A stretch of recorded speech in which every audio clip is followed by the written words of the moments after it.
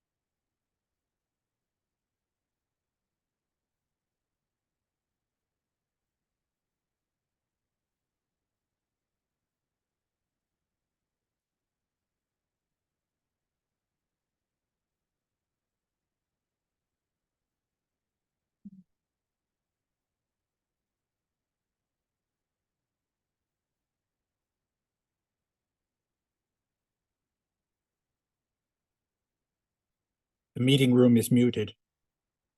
You're muted. Okay.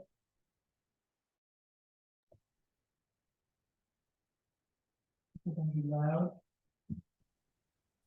Maybe loud. Oh, there we go. There it is.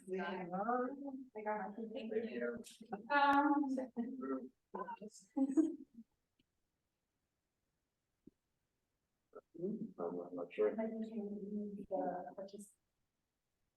But you don't need this to do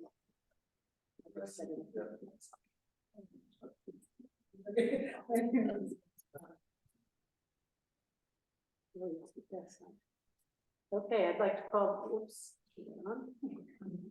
the meeting to order. Let's start with an agenda review. Are there any additions or deletions for the agenda from anyone? I'm not seeing any there either. Do we see all the people that are on? Is that all that's on? Okay. All right. Okay. Moving on from the agenda review, we'll do privilege of the floor, which is 3 minutes for you to give comments. If you want your comments to be in the meeting notes, you need to do it during the public hearing. So is there anyone who would like to speak?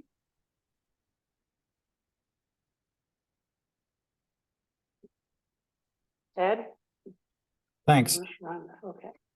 I'd like to comment on two things. One of them is the Ag District review, and I wonder if I could possibly do that part of the comment after the presentation from Crystal Buck, because it would be more relevant at that point.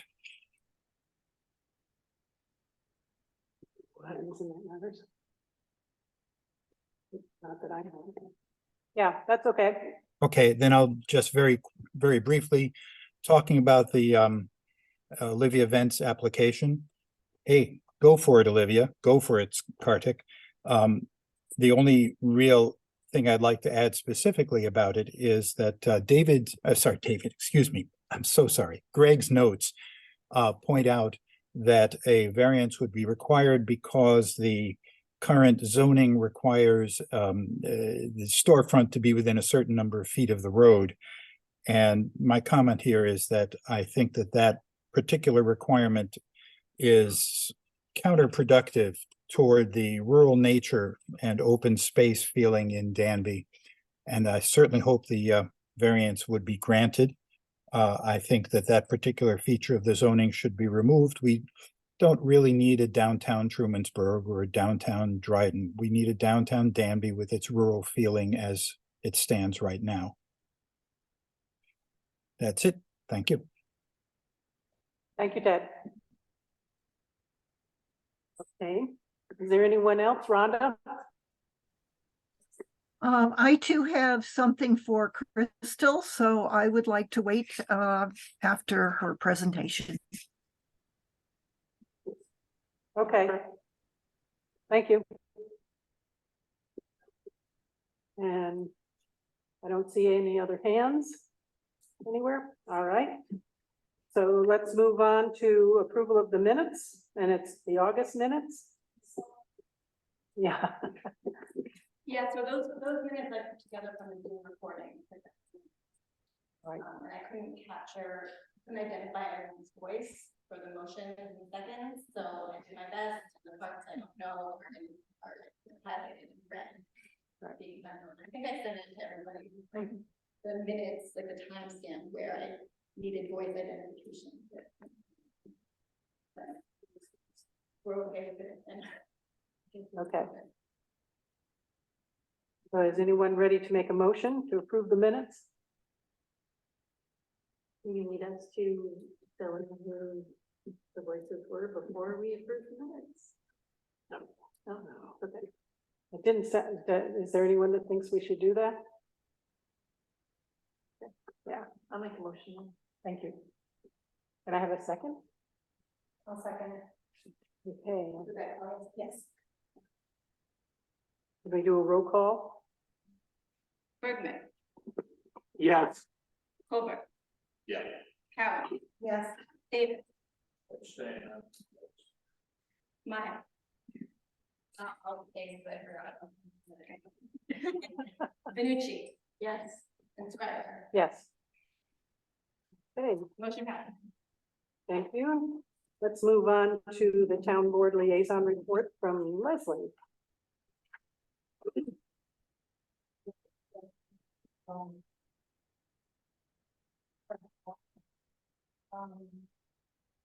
telling you that the present of the one and short-term rental discussions, which haven't happened yet. Excuse me, that microphone is not on. Can't hear a thing. Anyway. Let's see, there's a public hearing tomorrow on the tax cap override, I don't know if anybody's interested. I want to let you know that, I don't think I let you know that the speed limits, we got speed limits reduced on Troy Road between Miller and Nelson, and actual speed limits set for the 3 developments along 96B, which there was none. So signs should be going up, and we'll be going on to the next roads that we can get reduced. Probably tomorrow there'll be some discussion about a new draft noise law. And this one has the lawyer's input. I think it's linked on the agenda if anybody wants to read it. So that's it. Thank you.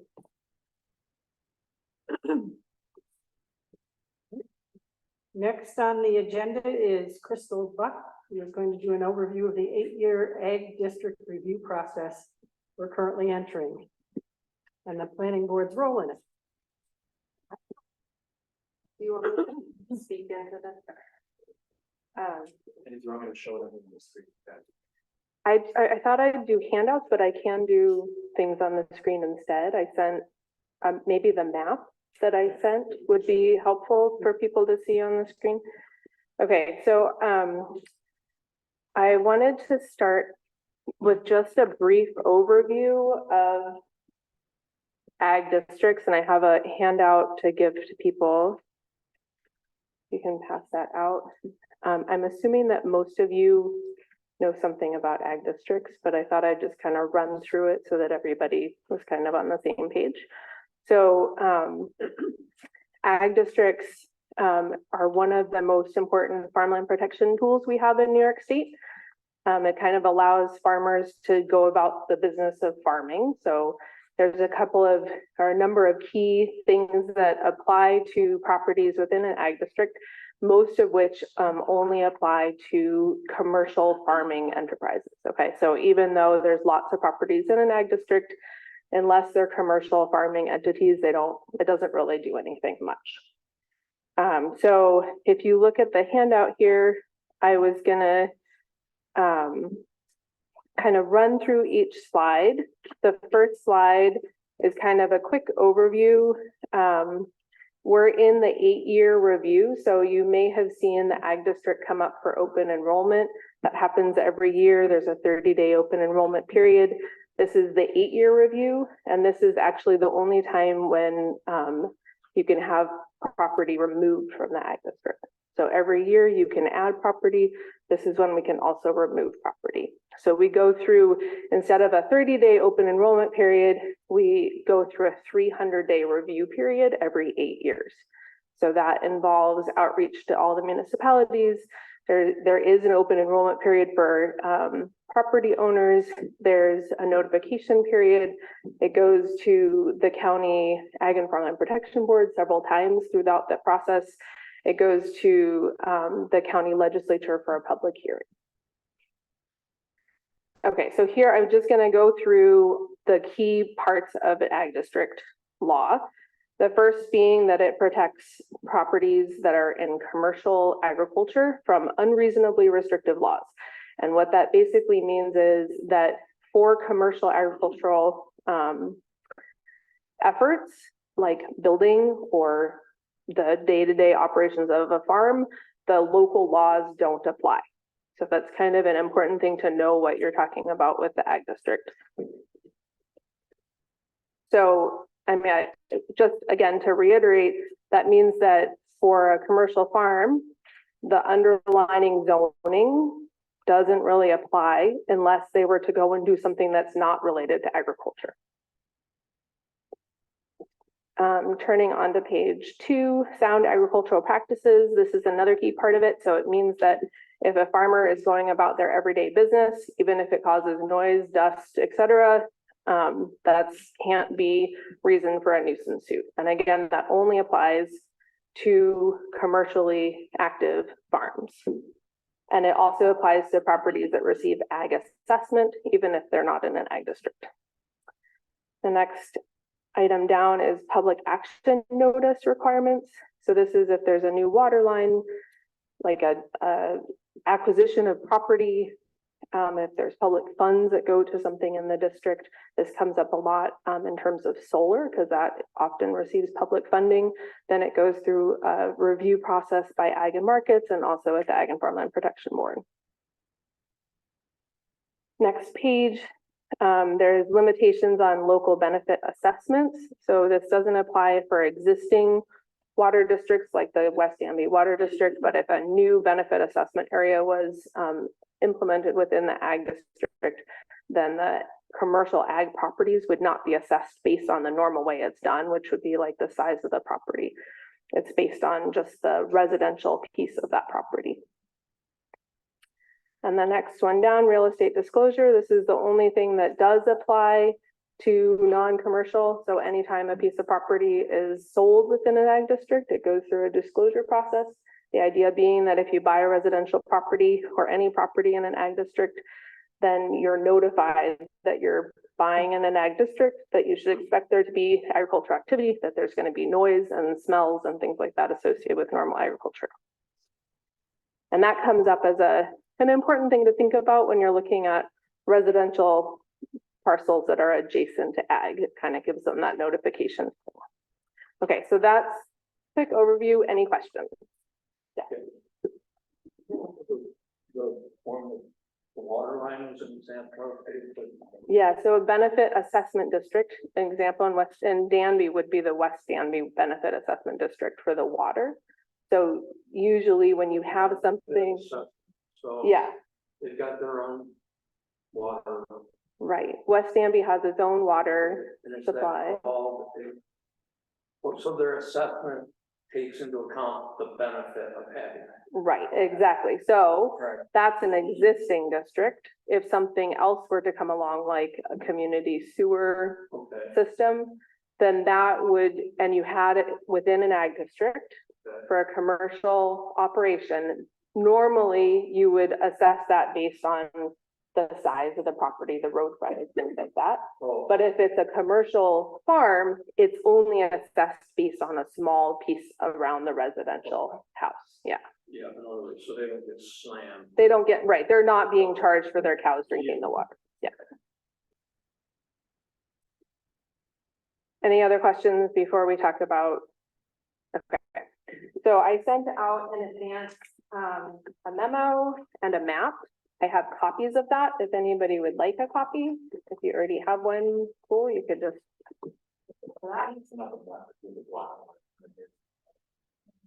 Do you want, yeah. That would be good.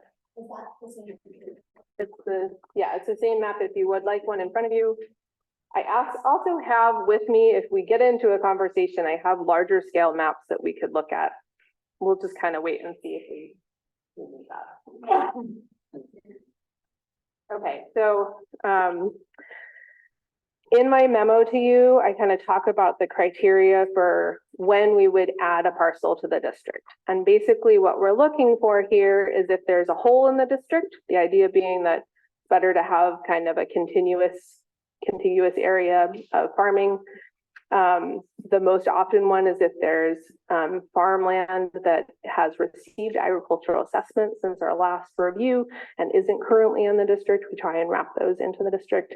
And also if there's active farmland, regardless of whether it's receiving ag assessment, if it's adjacent to the district and it's not counter to what you have at your local zoning, we would propose that to be added to. So there's only one addition. If you look on the map, it's a large addition. So in the memo, it says areas proposed to be added, number 1. And that refers to the section on the map, which we're looking at here. So this is at West King Road and Comfort Road. And this is an area that I don't think they're not receiving ag assessment. They are in active agriculture. It's an area that I think in previous town plans has been identified as an important ag area. It has pretty good soils. And it's kind of adjacent to the existing ag district. So that's an area that the Ag and Farm Protection Board, when we looked at this together with them, thought that that would be a good addition to the district. So the purpose of this meeting today is to solicit the town level feedback on that. So if you think that that's good or you think that's not good, that's what we want to hear now. And then I would bring that back to the Ag and Farm Protection Board. So I'll pause there. Any comments or questions? Part of the process, at what point is the property owner involved? Yes, good question. So that would come next. So once the town and the planning board and the Ag and Farm Protection Board have their proposed list, then what we do is we send out a letter to each property owner. We basically say, this is what's being proposed for your property, either to be added or removed from the district, and you have 3 weeks to respond. So if we don't hear from them, we assume they're comfortable with that, so that we're not trying to track down each property owner, but they do receive a personalized letter. And just to be clear, like the lines are outlining the parcels? Yeah, exactly. Yeah, and so there is a piece of some industrial, I'm not exactly sure what that is on Comfort. Yeah, exactly, right. I would sort of be included in because they're surrounded by an ag district.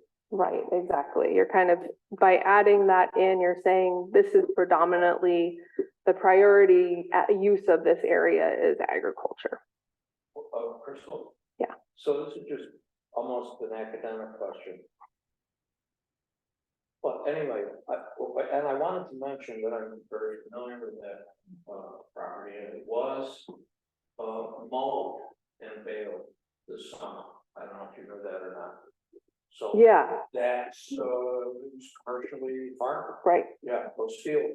right. So once that's an ag district, then what the criteria for being included in an ag district is if you're next to an ag district, it can be the criteria.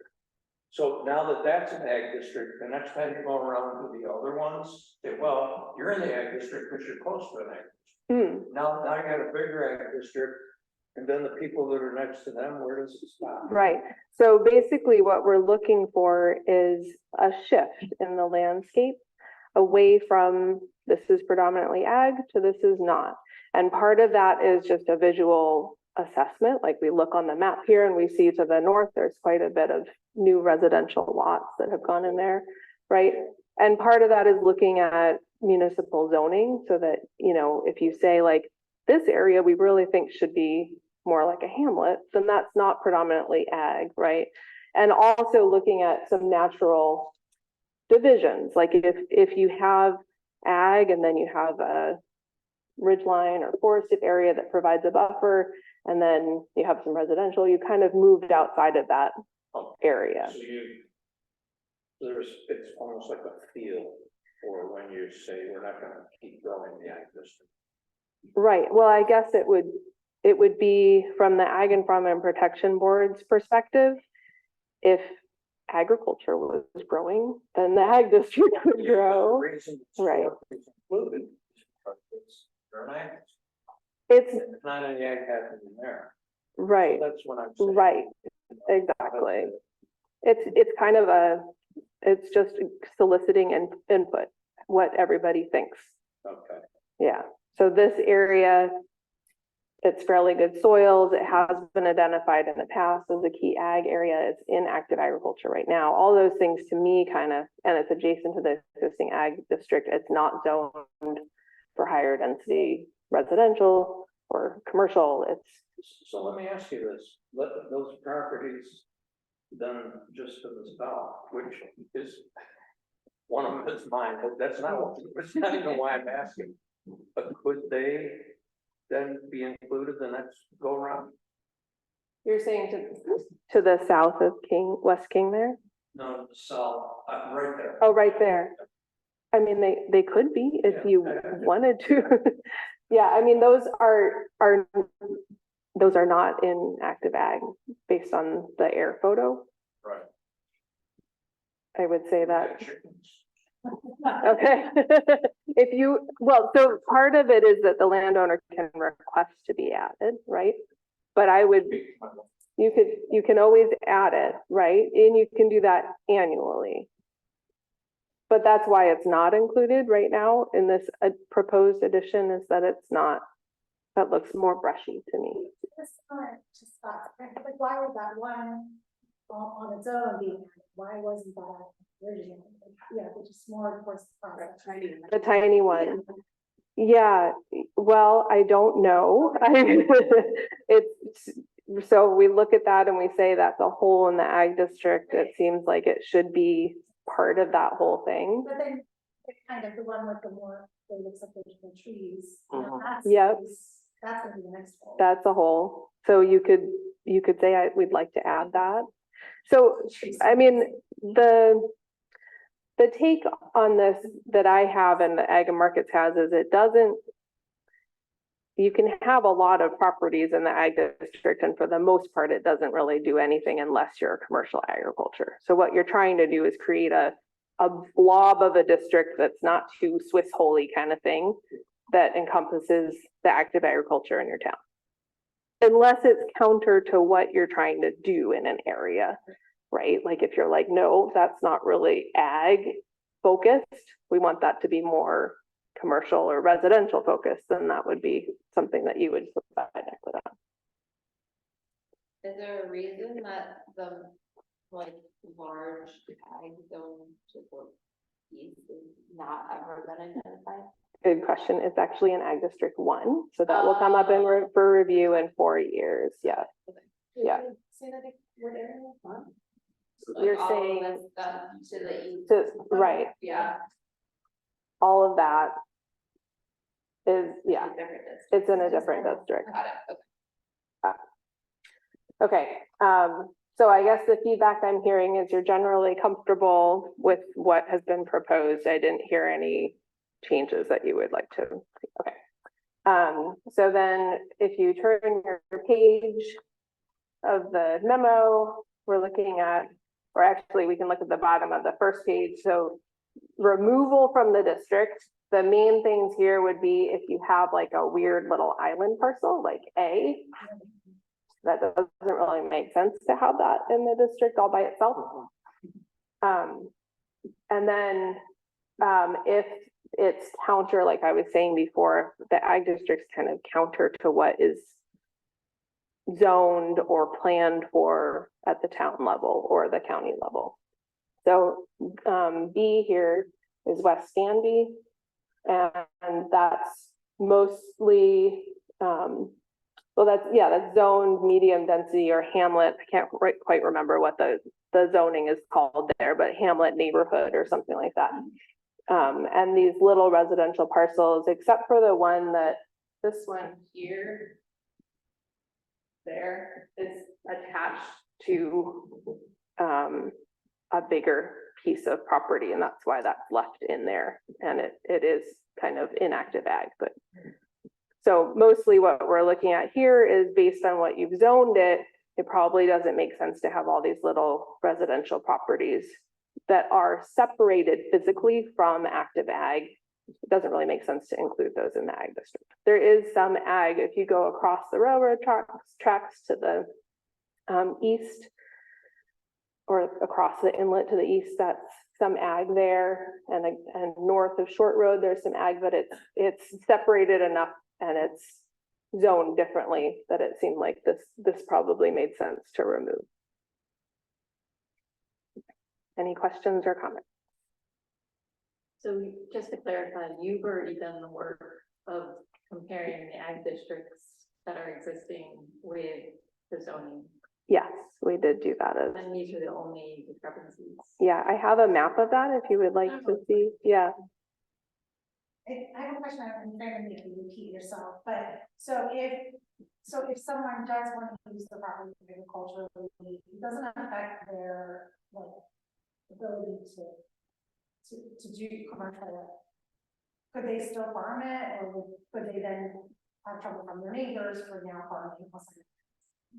Right, they could. I mean, that's what the ag district is intended to do, is to prioritize ag, to say, like, as a farmer, you get to be up in the morning and being loud on your tractor and spreading manure and all that stuff. And that wouldn't necessarily be the case within an area that was outside the ag district. And similarly, you know, the town could enact zoning or require a site plan review process or something that would make it harder for a farmer to build something that they needed for their business outside of an ag district. So it's kind of a balance. In some cases, you want to have that control.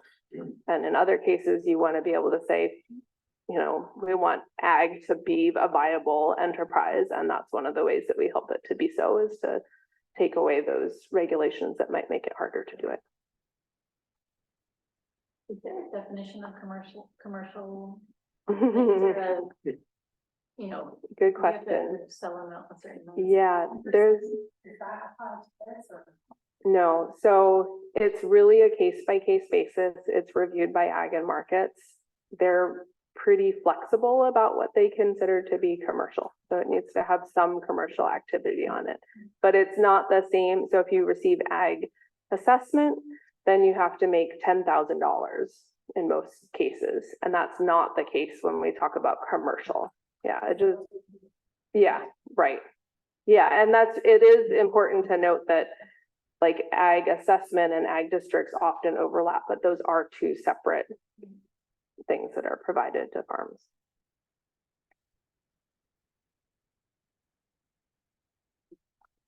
Any other questions or comments?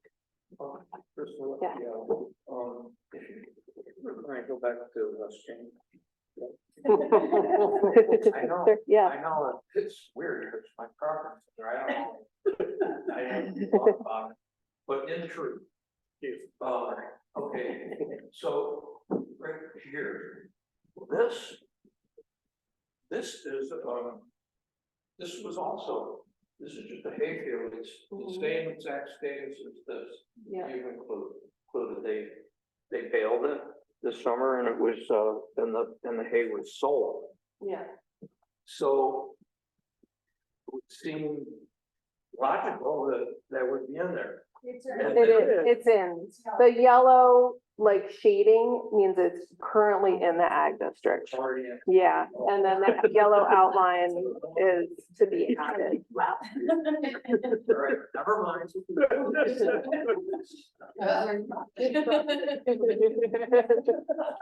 What do you think? What's that like? Yeah. Well, then why don't you just make the whole block? You could definitely do that. Why wouldn't you? Just because. Just because it's not active right now. It's not active and it's not receiving ag assessment. But it's adjacent to ag. so that. It's adjacent.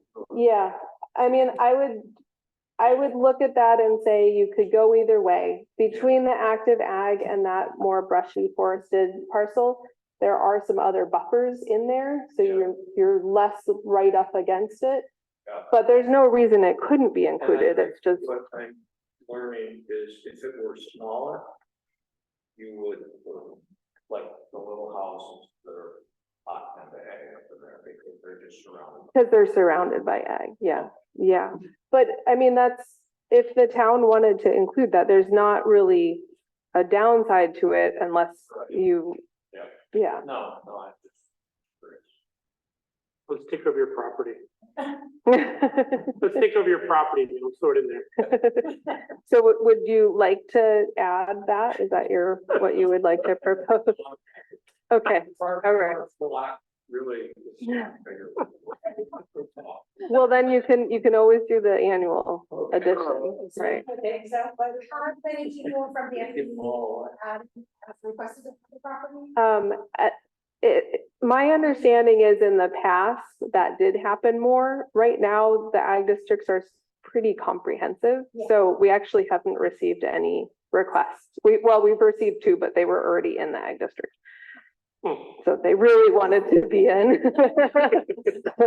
So, yeah, and especially because we go through the process of making sure as ag assessment comes onto a property, we try and rule them in as well. Oh, so that does, right, okay. It's different, It's different, but but. it influences what we're doing, yeah. Okay. All right. Thank you very much. They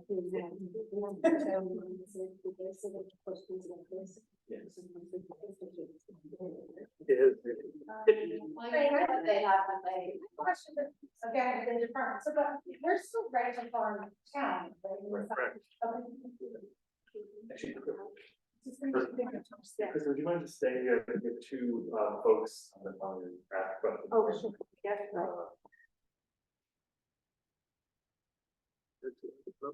Yeah.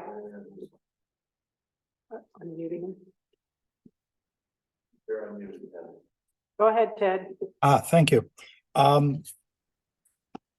me give you a summary. I like the idea of ag districts. I think they're a great idea.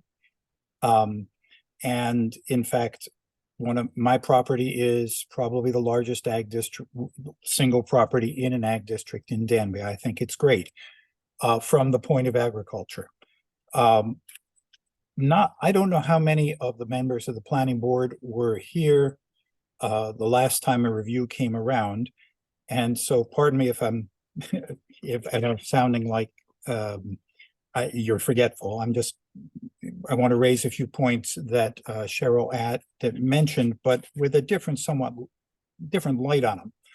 First of all, the phrase commercial farming. If we were talking commercial farming as it was defined at the time that ag districts were first envisioned, I would have absolutely no problem with it. Unfortunately, that has changed over the years, and currently commercial farming includes a bunch of activities which you would not consider normal farming. For example, if you want to run a restaurant where you feature your own produce as part of the restaurant, that falls under commercial activity on a farm, as do any number of other things. The New York State Winery Act basically means that a winery is an ag district commercial activity. So you have to bear in mind that we're not talking about farming, we're talking about possibly real commercial activities that you might otherwise consider businesses. Now, that's number one. Second note I made for myself, and this one, unless the laws have changed in the last few years since I did a last comprehensive look at it, there is basically no relationship between ag districts and agricultural exemptions. The only tie-in that I know of is that if you pull out of if you basically disqualify yourself from an ag exemption and you happen to be in an ag district, the penalties are worse. But other than that, there's no relationship between the two. You can be in one, the other, or both, and get the benefits of each separately. At the very end of her presentation, Cheryl actually answered my question. I was going to ask, how many people actually asked to be in the ag district in those properties that you have outlined in yellow? And the answer was probably none. In other words, there is no actual real agricultural activity going on there. Now, the two northernmost properties in that activity, in that yellow area, the big, long, horizontal ones, I remember some ag activity there a couple of years ago. Yes, the state police came in and ripped up a pot farm that was back in the hills, but that's it. Now, if you look at the properties, I'm looking at the yellow area. If you look at the properties on the eastern end of that, they are virtually unfarmable because they are vertical real estate leading down to the creek. So what you have here basically is an organization, and Cheryl was right up front about this, whose goal is to increase whenever possible the amount of land that's protected by being inside an ag district. I think that's great, but not when there's no real reason to do so. I didn't actually hear any feedback from, and Cheryl, you did say that you heard that everybody generally agreed. I didn't hear any feedback saying they agree. I generally agree with everything that you've outlined in red, that is removing them, for pretty much the same reasons that you're saying. And I'm generally, I would recommend that the planning board not recommend the inclusion of any of those yellow fields.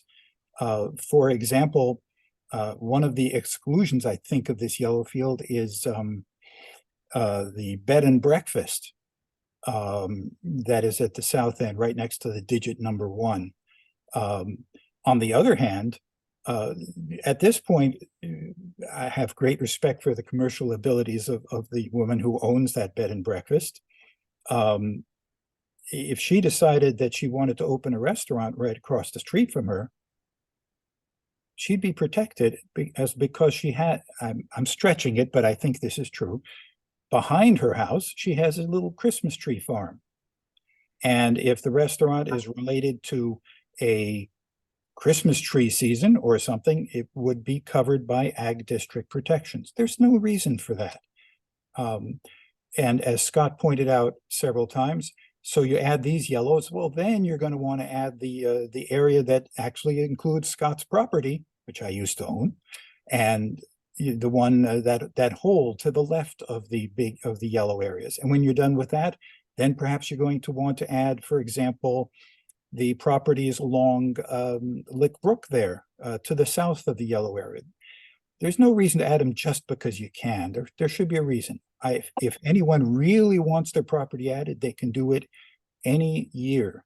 Every year you can get added. All you have to do is apply, and I assure you that unless you're doing something greatly against, would you please finish up? I'm winding down. Anybody can apply once a year, and if you're really planning to go into agriculture, I assure you, your application will be accepted before you actually get your ag operation in place. There's no need to add anything. I agree with all of the removals. Thank you. Rhonda? This is specifically for Crystal. About a year ago, I was looking at my assessment and wondered how I had gotten into Ag District 2. Now I know my property was the hole in that little section of Ag District. You put me in that Ag District without my knowledge or permission. You had no right to do that. If we weren't in a public setting, I would tell you exactly what you could do with your hole. I'm telling you that tomorrow you are going to remove me from the ag district. Cut it off. You are going to remove me from the ag district tomorrow morning, and tomorrow afternoon I will go in. That was really rude. I'm sorry. We're talking about the ag district here. Yeah, and that's not the view of behavior either. All right. Does anyone else have any any questions or stuff? I just have a comment to one of the things that was said earlier is about like Ted's point that you have a restaurant that's a farm. I think there are benefits to agritourism. I think that that is a way to keep farmers livelihood and to keep, I mean, it's really hard to run a farm, so if they can be creative, I think it'd be really beneficial. I think our community does benefit a lot from Southwest Cidery being pretty creative. Yep. And I just want to say that I see personally more benefit to adding than removing. I mean, I'd be interested to hear what the property owners think, but I'm not against agritourism. Benefits to the neighbors or to the owner? Leslie? I just want to point out that the property, The property across the street from that bed and breakfast is a horse farm, a large horse farm. You could feed people while they're riding horses, like they could ride around, you could like hold stuff out and feed it. That would be unique. That would be their catch. Like that. Does anyone else on the board have any comments? Okay, so Thank you for the work you do. thank you. And thank you for coming and educating us about this.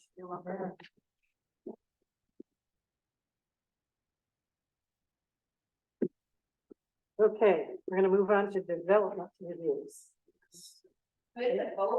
So, We don't have to vote on this, right? This is just information. Okay. what? Okay, and we're going to move on to discussing the Danby market. And I wondered if you could come and talk to us a little bit about what you're planning.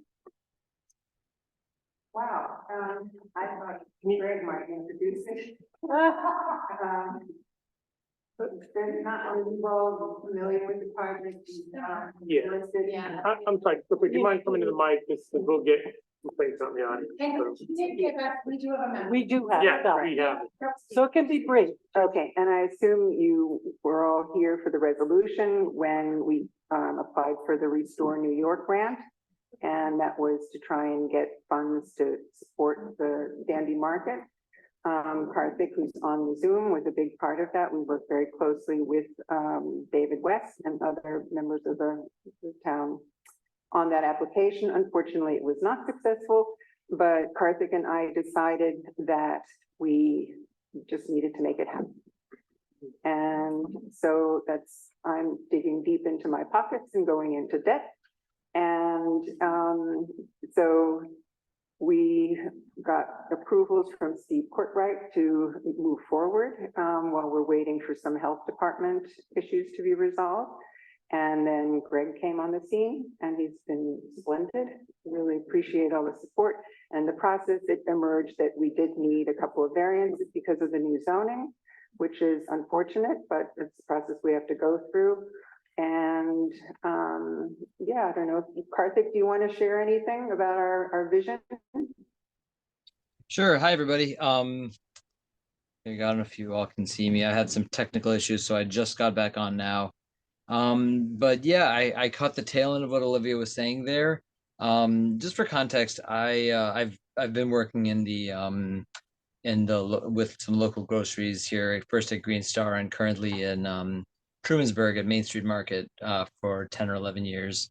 And I've seen the magic that small markets like this can create in their towns, and I'm just really excited to get this going, and eternally grateful to Olivia and Crystal for all that they've done already and that they continue to do to help make this vision happen. So yeah, happy to answer any questions. As far as the business model, what I'm trying to do is, if folks have been to Brookton's or up to Trumansburg Main Street Market here, which is where I'm at right now, actually, it's kind of a catch-all corner store for all things food and drink. So we're trying to get in a small commercial kitchen with prepared foods and retail goods, a small bar, hopefully coffee service. So a gathering space and a place to go grab a couple of basics without having to head all the way into Ithaca. You know, there's lots of dreams and visions for growth over time, but right now we're just just trying to get this first step going. So happy to answer more questions, but I'll stop there. A couple of things I just want to point out that, so I own two parcels here, 1839 and 1849. And when Karthik and I first started having a conversation, I was hoping he would buy everything. Because I held on to these properties because on 2008 with the idea of creating some kind of new village center here. Because when the road came through, I mean, we've lost all our businesses, we've lost a school, 2 schools. And so it's been a stretch for me to keep these properties connected and functioning. The really old buildings, this is the original Joe Hanson property, probably 1840 to 1860s, plants like this wide up in the loft area. It's not an original barn, but it's certainly, we've had engineers look at it, it certainly can be restored at some point. Now beautifully surrounded by the park, but it's taken since 2008 and to get to this stage. And I had a young daughter, now I have an older daughter who's actually helping take over this whole process because, yeah, I was looking for an investor to come in, but when Karthik came up with this idea of a market cafe, it was just like, you know, you can fix up buildings, but if you don't have people with the chemistry who can make it welcoming and really make it work, you know, there's no point investing a lot of money in just making something beautiful. So I think with Karthik's vision and his charisma and his wonderful personality, you could really get something going. And all the tenants in these units here have been, you know, I've been keeping them abreast the whole time, so they're aware that we're starting this project. And that it's, yeah, it's clearly a pilot. Maybe if it's successful, we could move something into the barn, but as Ted pointed out, we have that same issue with the building being too far back from the point of view of zoning, and we have to go for variances. So anyway, happy to answer any questions.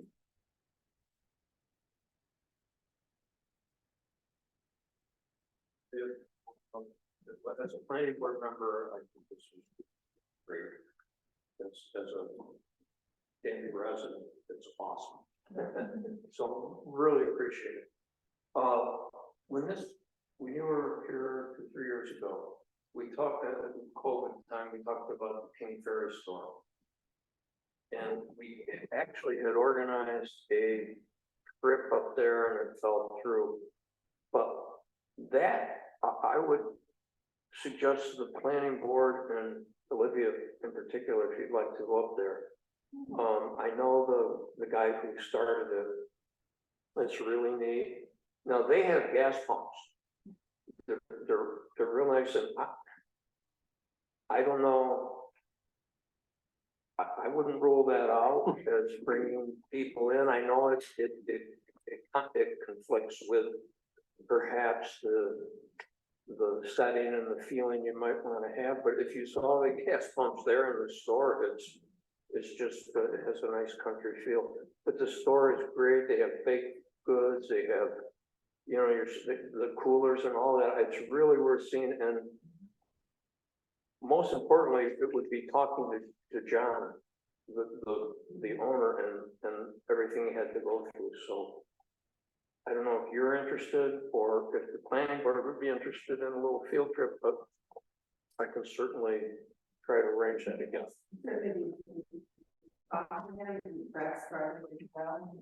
My goal is just to get the building up to commercial code at this point. I thought maybe the charging station for courtesy to offer a gas station in the city. I don't think you had space for it, and I think and that's a huge undertaking. I really. Benjamin was eventually tanks and plus, and then they have bridges because they have beautiful tanks. Right. That's what it's Yeah. about. You know, and then you have. I really. Yeah. So I think, Yeah. you know. I like the charging station idea. Yeah. Charging. Yeah. Yeah. Yeah. Well, Modern. why don't I will try to get in touch with him again. I know everybody in the planning board is as busy as helping. Oh, I've also been to that store though. So, yeah, it's Yeah, worth, it's it's really worth They have seeing. some crafts in there that Yeah, people. crafts, people are, yeah. My concern is that this is on a game day. There's no project in Danby where you have commercial now on mixed with residential. And I'm concerned from the point of view of taxes, from insurance, how are they managed, you know, yeah, just. Does the board have any capacity at all, Leslie, to help foster a business, like especially with tax incentives? Is that legal? I mean, they tried as intervention, but the grant didn't go through, so. Right, the grant. but I'm you guys- sorry, I'm sorry. Sorry to interrupt here. I just sent in a chat, but I can't understand almost anything being said in the room, and I know that's probably just the function of the Zoom service, but I don't know if anything's being asked of me, and I heard talk of a field trip, but I didn't know where you're talking about. So I'm fine with you carrying on as is. I just wanted to flag that if there's anything relevant to me, I'm not really catching it. I'm sorry. What are we doing today? Okay, thanks. So you're reviewing the sketch plans. So the first part of the first part of the site planning process is going through the sketch plan review, especially because there might need to be some cross referrals to the Board of Zoning Appeals. So just here in this process on my staff memo, I'll just kind of read it, is that the board's looking at the basic site design concepts. To provide the applicant with constructive suggestions and determine the required information in the detailed site plan. So during this review, the board should review the proposal in respect to all the laws, zoning especially, and then provide comments and general recommendations as to any adjustments that needed to satisfy, all the regulations. So really helping out the applicant prepare for just the final site plan submittal. And so there could be 3 steps to a site planning process. There could be 2. So there could just be a sketch plan review, which we're in now, and then in the next review, it could be a final site plan. Because there might be variances, those would have to come prior to a site planning approval. So conceivably, that might go to the Board of Zoning Appeals in November, and then for a full site plan review. Then in December or at the November meeting, and kind of, I guess you all come first for the BZA. So, so the request to the board is that determining that the application is complete, reviewing the proposal against the Hamlet Center design standards in section 605 of the zoning ordinance, and I'm here to help communicate those site plan review requirements. And then there are commercial design guidelines. And so just, weighing everything against that.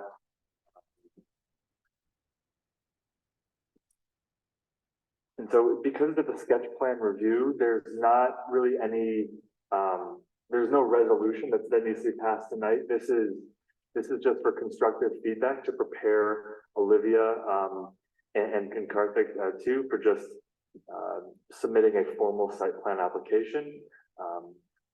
So I think, you all might have seen a formal, thinking about the case that's coming up later, where they package kind of a whole, in a plan together, really showing a little bit more detail.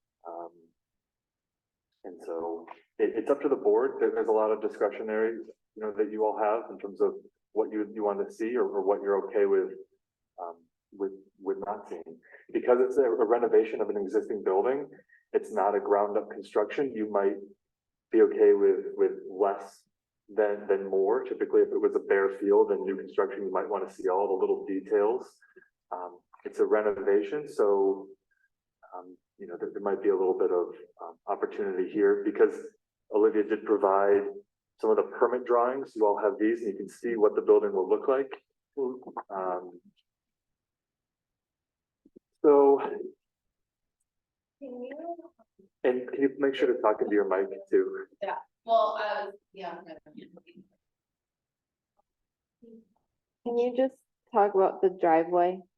Cause is it just the red or is the red connecting to existing that's making a U? That's the only part. Okay, Right here, it does go all the way through.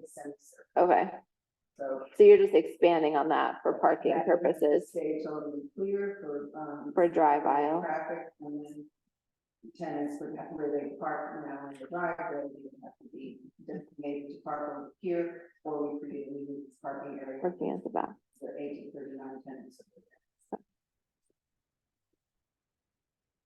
The design is nice, and is there anything that you saw that isn't aligned with our initial, in terms of the regulations we had on our initial. The guidelines, so, you know, the one thing that, is being added is just more transparency facing the street. So, Like, I remember when we had the Dollar General, for example, application, and the drawing was actually pretty quickly because it didn't match with what we talked about. Looks like it does. They're gonna have a giant yellow sign, right, advertising it? No? Yellow. Okay, but the, you know, day glow lot sign, right, that's lit up. Yeah, I think it needed to look like a reflect property, not just a Yeah. square Yeah. piece of metal. It needed to have character fit and it's already built too, so that kind of undercuts that too, because it's already a built building, so. And it already has character. Yeah. It's been blending so far. Yeah, I know, I'm trying to go slow on my way here fast. For the most part. Was probably originally, a machine shop for the farm. And then they, in that tiny space, they added on twice. And another level of bedroom, so there are 3 levels, which makes it complicated for ADA. You have to create a ramp now, you get people from what will be sort of the area with all the coolers up to the area where there would be seating for cafe. But it was part of the original farm. I know that the front yard parking is an issue, and it would be really helpful to see how that really works. Where are the parking lanes, and are there any sort of plantings proposed? I know in here there were trees mentioned, and it would be good to see if there were trees proposed, and if so, where. if they would fit. If they fit. But I think that requires a more detailed site plan. Even if it's just still, you know, just giving us a rough sense of travel lanes and parking lanes. At this point, we weren't talking about any trees. There's a giant pine here, a giant spruce. Basically, right in here, you can see the shadow. This is kind of scrubby in here, and that they probably need to be thinned somehow so that people could see what someone has building, but at the same time provide some green protection from the road. Because it really is nice that you're sitting in there, you know, you recognize the road and it's some kind of a screen. So there's a very large pine tree, there's a kind of garden in front, and we talked about how to create plans where to create more of a barrier between a visual barrier between the apartments and the commercial portion. Probably need to do something longer to fence it, but we had a plan at this point to put any more trees along. This is all fairly small. You know, shrubs. There's very large.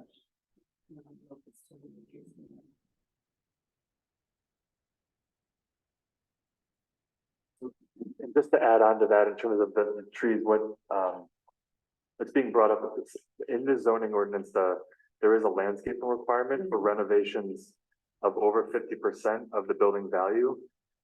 Must have an average of 1 front yard tree for every 30 feet of road frontage. So trees installed to meet this requirement must be at least 3 inches at diameter of breast height.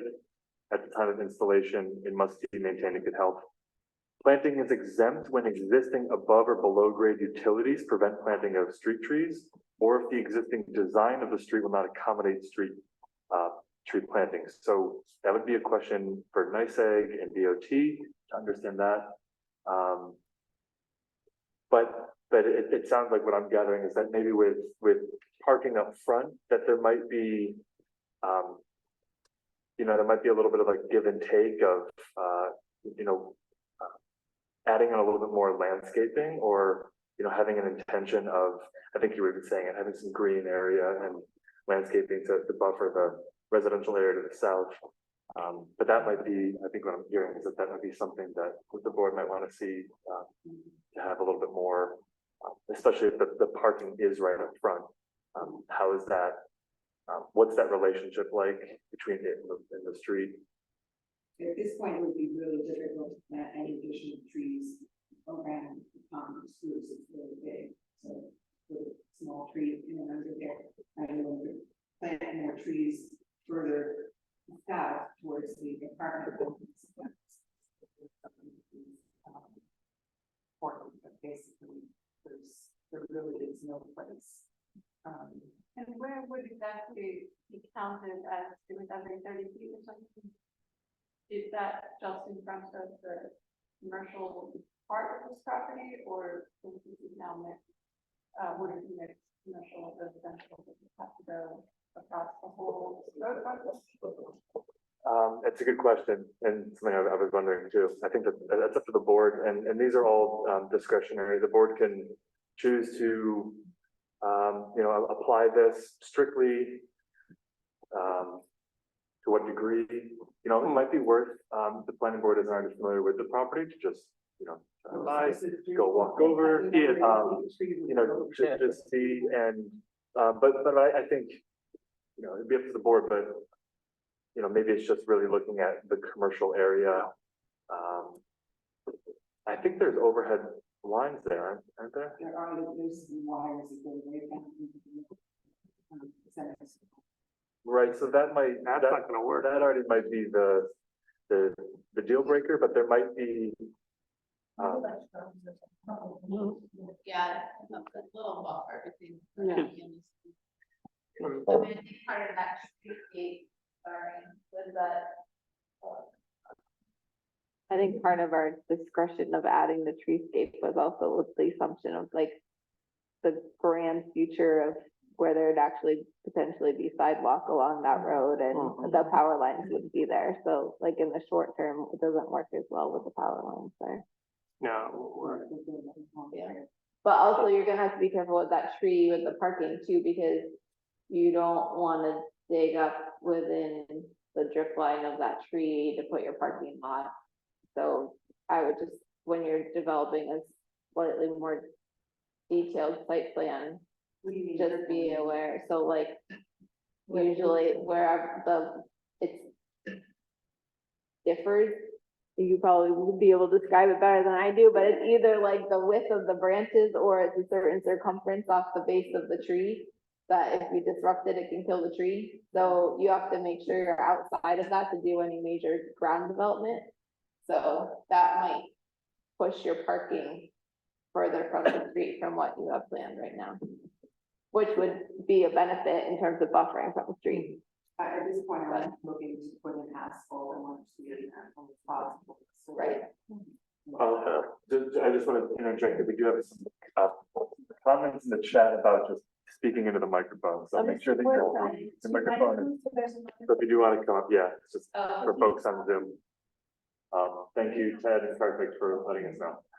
I also have, when you were saying that there are things you need to look at for ADA compliance, do you have someone who's working with you on that? It's already in the. Okay. Craig Eagleson, engineer, Okay, and that's all in stamp drawings. And, well, we have an engineer and. okay. I want to take a look at that. That's just what we been on. Everybody is not on. I'm not talking right now. Okay. Yeah, we usually do it one at a time so we don't get feedback in other issues. Greg, can we, in our recommendation or our comments, can we recommend that Olivia seek a variance if that's you know, the only way to do it? Can we officially say that? Yeah, so We think you should go to the BCA about yeah. a certain thing. Yeah, good question. So the board can, the board can and should tell the applicant, we can't approve this right now. So I'm getting a comment there. Because you need a you know, this is something we can't approve. So it would be eligible for a variance. What the board can't weigh in on is how the variance should be considered. We can't do, We can't provide guidance usually. yeah, we can't provide our guidance to the BZA. Right, except in subdivisions. Oh, Well, our, You- can I, okay. I was counseled that, the planning board can certainly and should tell the applicant, here's where you need a variance, because we can't approve it. But what you can't do is, legally, I guess, just sort of. Influence the BZA. Right. Okay. Right. So we shouldn't comment on the setbacks at all here, or we could still comment? You can comment on them and certainly It's not- talk about them and, To a BZA member. yeah. Okay. It's not, I'm not gonna get it. We can talk about it amongst ourselves. And Because I was about to comment on the setback, but if we can't. BZA can read our notes. Sorry. I think you can talk to the BZA. I think it's just that you can't, advise the BZA on how they should, you know, consider this. They're a separate body, and so. Okay, so I think I can say, I was gonna comment that it's been said before that the setbacks for these early changes to the hamlet and early applicants are really challenging, and I don't even know if it should be in the zoning because it's like prohibitive to some of these projects, and it's cost prohibitive, and it's time, you know, consuming. And so, and I also will say I attended the hamlet meeting for West Danby, and everyone was really upset about the setbacks. Like every resident from West Danby that came were like fired up about the setbacks. So it's just something that I think, I don't know who looks at it, but I don't know who we should have these setbacks. But I won't tell them yet. No, it's not, and yeah, it's not about, that was a little bit of feedback. Well, so that actually, you know, changing that would rest the town board. And certainly a recommendation from the planning board can go to the town board, that's your own power to do. There could be a number of ways to look at it. I know that David West had previewed some potential changes. I think before he left, he had suggested that maybe moving some of these setbacks into the hamlet guidelines and sort of making it a should rather than a must. That's one way. Another way could be to just remove the setbacks altogether. And another way, especially for Olivia's property, or not even just to single out that specific property, but thinking about 96.3. thinking about that, or yeah, just the hamlets that have existing structures. It could be a very simple text amendment to say existing structures don't need to meet the setbacks, because as long as there's, you know, a change of more than, if it's more than X% addition, then they've got to meet that. But if you know, you could make it in a way that's a little bit more reasonable, because I think the intent of the hamlet district is to encourage investment like this. And so all of a sudden, I think what we're seeing with this project is that there might be some just nuanced, you know, smaller things that just might sort of add a couple steps to it. So can the planning board make that recommendation to the town board? Yeah. Okay, you hear that, Leslie? You should do it in the form of a resolution or, you know, motion Okay. or. I'm running down tomorrow. Maybe we don't think we should tell people they have to use their buildings. I know. Should we It's not reasonable. formalize that? What you Maybe, just said, like, maybe not during this application, or, should we formalize that? What you just said, should we put it on the agenda for next month and make a formal recommendation to the board about grandfathering, you know, existing structures for the setback requirement? Can we do that? That's a question for the board. should we make a recommendation or have we already done it? No, I don't think- I was gonna bring it up tomorrow. Okay. at the meeting, but- You could do it that way. Yeah, okay. All right. And if the board wants, I mean, I can, or if the town board might ask me, but I could, could put out suggestions of here's two different ways to do it, but they might just be asked to do that anyway. And can't we do that tonight? Yeah. We'll have to wait till the next Okay. meeting. Yeah, We should just do it. but I thought maybe we want to look into it, maybe a little bit, or maybe it's just as simple as saying existing structures should be grandfathered. I don't know. Well, you said you had some In this suggestions of what we could say, so. I like the guidelines versus the requirement. I'm sorry. You guys are. I mean, you're saying that we can decide if we want to say something, right? Right. So we should discuss that. But while we're discussing a little, can we just squeak that in or change it to the? Oh, all right. Tension there. Yeah. Should we finish what we're doing? Right, it might be worth just to, provide the applicant with, just suggestions for them to move forward with a formal site plan. I'm already hearing things about the parking, landscaping around the parking. Maybe just have like a little sort of think about like a punch list, for them to bring back and then, Discuss this after the other one, yeah.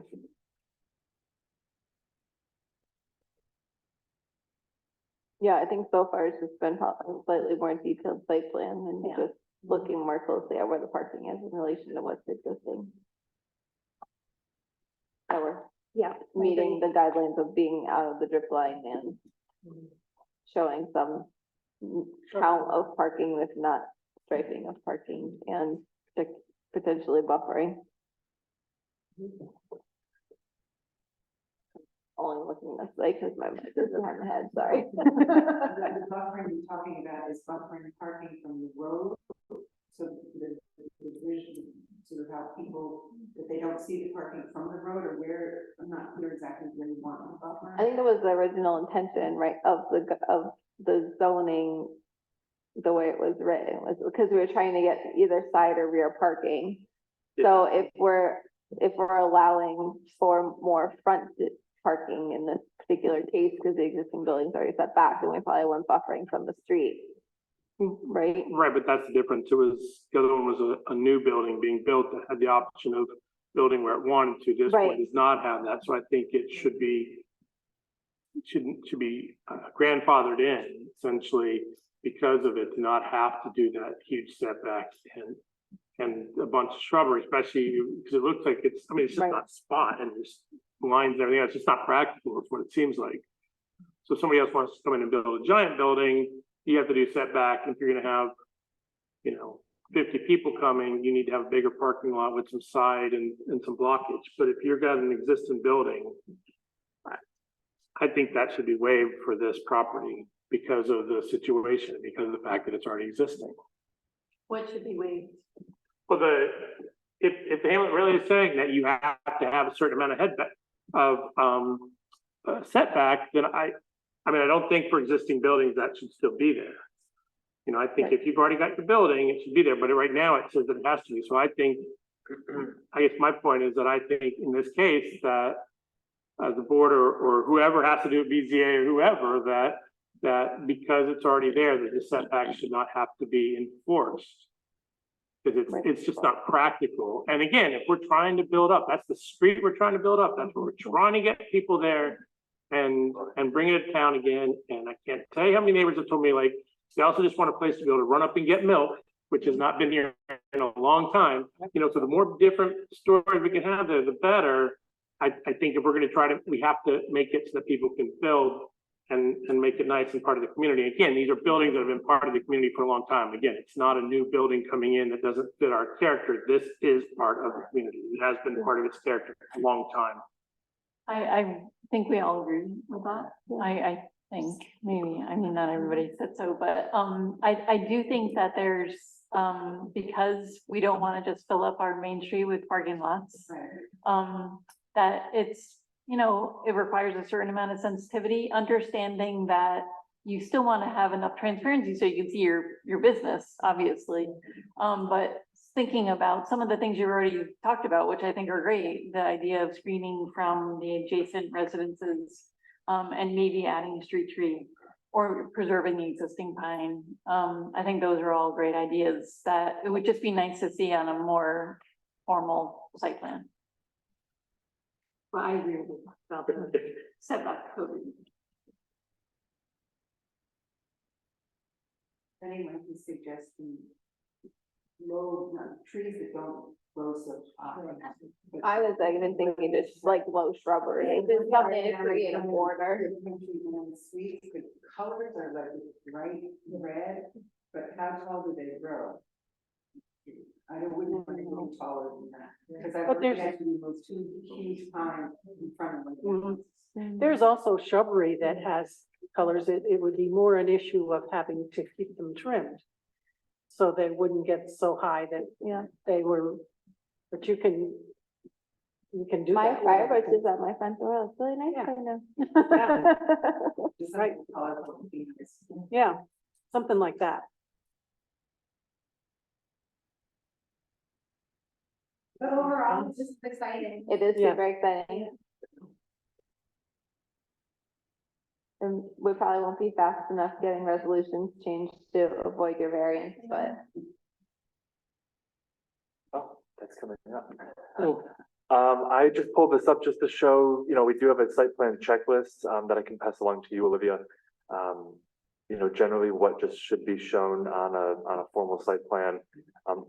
All these things can be, the board can allow things or ask for more things or, waive some of these, but I think in general, unless, the board knows right now, off the top of their head what, might not be necessary to show. But this might just be a good place to start. And another sample site plan, just showing lots of, dimensions. And I think what we're hearing now is probably a lot of like landscaping, just or showing the parking lot in a little bit more detail. So. Do we have anybody new on that has a comment?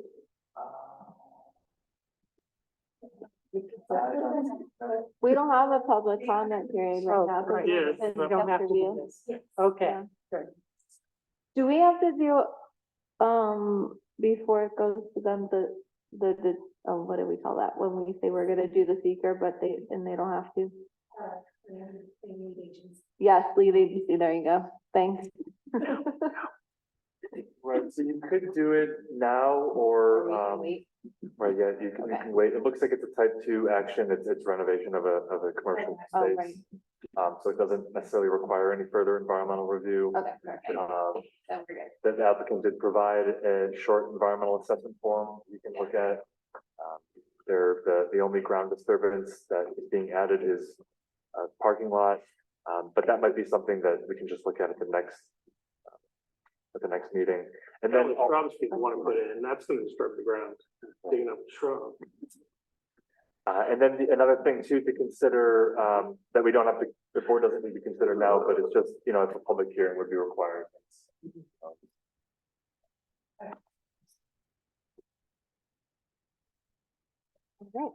Right.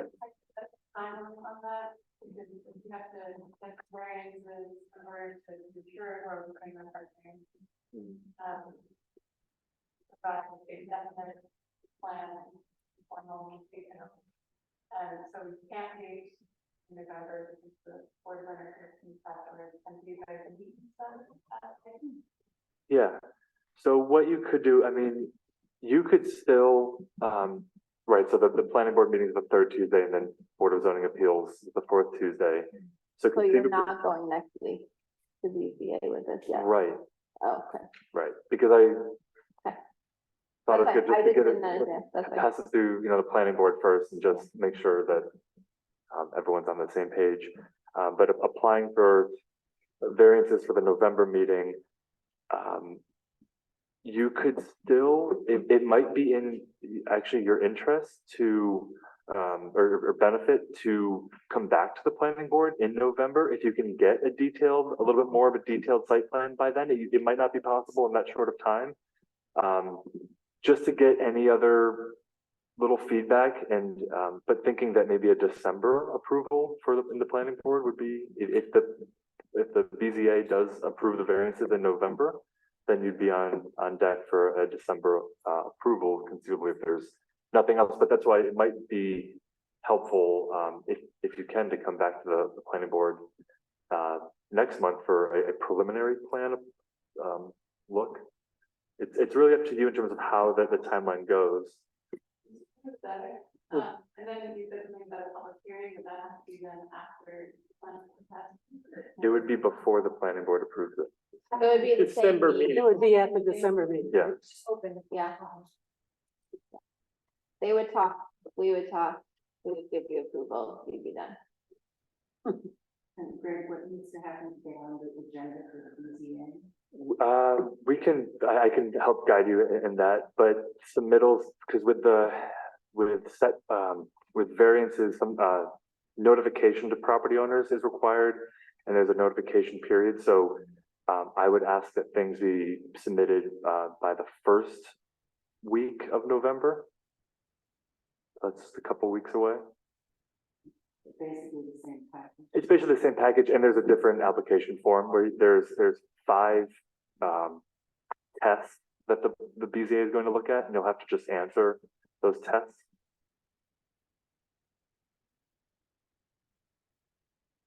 And I'm happy to. Yeah. And I already let the BZA know that you might be coming to them in November, so they're all should be ready. Okay. Thank you. Thank you.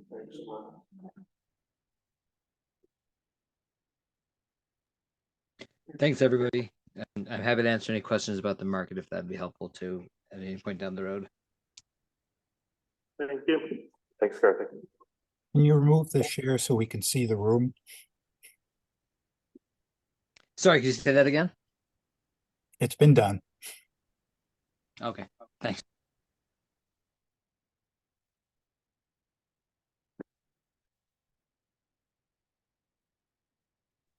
Okay.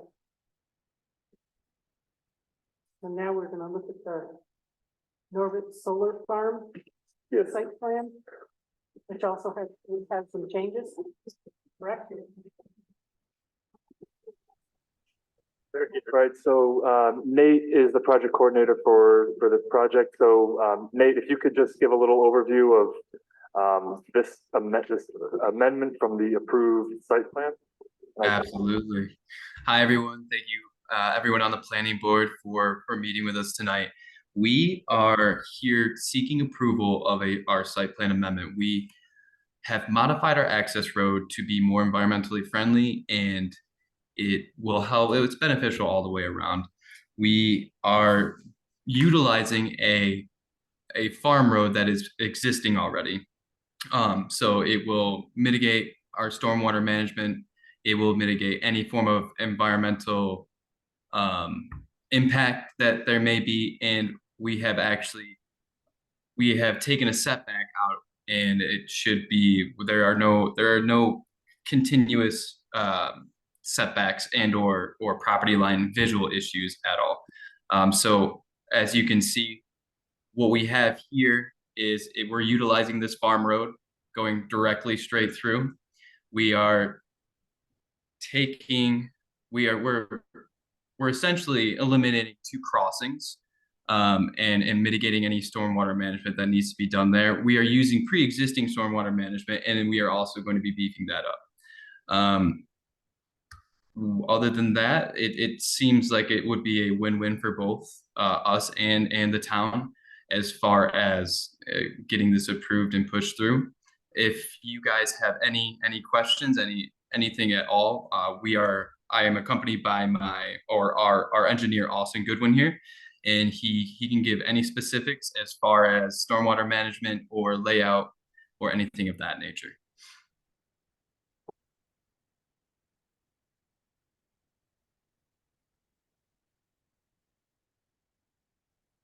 Yeah, so yeah, I can just, right here, what Nate was going I over was never that. meant, like, why are we looking at this now instead of 2 years ago? Yeah. Oh, that's- Yeah, that's true. I'm sorry, what did you say? My apologies. Oh, no, I was just wondering why it changed so drastically now versus when we saw it. So the the other times we saw it. My apologies. Well, so the changes are coming from our acknowledgement that there is an existing farm road that can be utilized that has pre-existing stormwater management input to it. So it was discovered after the fact, and so we wanted to bring it to you guys as an amendment to lower any sort of environmental impact and or visual impact. We actually walked this property with someone from, Yeah, I don't remember what his and- name was. so it is confusing that there would be a new discovery now. And I'll just say Might that. have been overgrown. Is it hidden by, was the road hidden by those trees perhaps? See that little fence row it's gotta go through, or hedgerow it's gotta go through? Maybe that the road just, and it could be an old, just not noticed road behind the hedgerow. That's all I can think of. I mean, I personally, I don't have objections to the new layout. I guess what I don't, having it, I don't know, it's like last summer, I guess, when I walked it. I don't remember what was in that location in terms of existing stream crossing. Is like, that's the only thing that makes me a little apprehensive, is like, I don't know what this existing crossing looks like to know if it is actually protecting the waterway or not, My or concern, to what degree. when we were there, we kept looking replacement to the neighbors, and that was such an important thing when we were on site. I remember being like, we can't even see their houses, they can't see us. And so I don't know if this changes it. It does look like you'll eliminate the road that's going right by their house. Right. That was already protected from vegetation. Sometimes you don't see what's closer than you do from your viewscape. But Well, I don't think you're changing, correct me That if I'm wasn't wrong, changed, Nate, right? but the layout of the panels doesn't change at all, right? It's just the layout of the road. Correct. Okay, and so there's no reason that this would, I'm sorry. Well, I'm so sorry. Continue, No, ma'am. this is My new apologies. today. My apologies. There's no reason this would be more disruptive to the neighbors. This seems like it would be possibly less because you're not right on top of them. Correct. The DEC is fully on board and has seen the site plans and have approved the site plans. And again, it's going to be much less of an impact on the environment and in the surrounding area. Haven't you already built that? We have not built the access road. No, we would be improving the access road that is currently there, the farm road. We will be utilizing that and improving that to meet standards and stormwater management regulations. But you're not, can you show us on this map what you've built out so far? What No. road that you weren't done? No access road has been built thus far. This is why we're coming to you to be amended, because we want to utilize the farm road that is already existing on the property, which would eliminate having to go across the stream twice, which was previously approved in the site plans before. So we will be utilizing the crossing on that stream that already has stormwater management involved there. So we would be reducing any form of impact going across the stream 2 times, which was previously approved on the site plans. So this is not gonna affect the entrance from Bald Hill Road, no, correct? You've already done quite a bit there and looks like expanding, so is it gonna change any of that or make that any wider, or is that done the way you have it done? It is done the way it's going to be done. It is not going to impact the access from the public street. Okay. Can you remind us what the existing stream crossing is like? Austin, do you want to take this one? Absolutely. Hello, everybody. Oh, For those I haven't seen in about a year, again, my name is Austin Goodwin with Pass Row Associates. We are the design engineers behind the project. And the stream crossings that you're talking about are smooth interior corrugated plastic pipe, or just simply for you guys, plastic pipe. They are already in place and already at the crossings that the farmer would use for his tractor equipment or whatever other equipment were brought through for the intermittent stream where you see we are crossing. One is pointed right there, the other one just to the west, right there. So there's already storm pipe laid in the ground and covered over with soil that's already compacted and able to take vehicles and heavy equipment over it. And instead of us having the two crossings that we are proposing to do that are already in the approved site plan, where I've marked out on the plan in where the red old, where I should say the currently approved driveway goes. So what we would be doing is, instead of installing new crossings, which in the habit of its nature of itself, you know, Norbut and their contractor can be as careful as possible, but nobody's perfect. We would be installing a crossing over a stream. This way, we're going to utilize the existing crossing, which is the safest bet we can possibly ask for. There's already a crossing there. We're just going to utilize it. Is there a crossing on this one? There is. Okay. And also, if you all want to share something on your screen, I can make you a co-host, just if they want to get detailed more. Thank you. Thank you.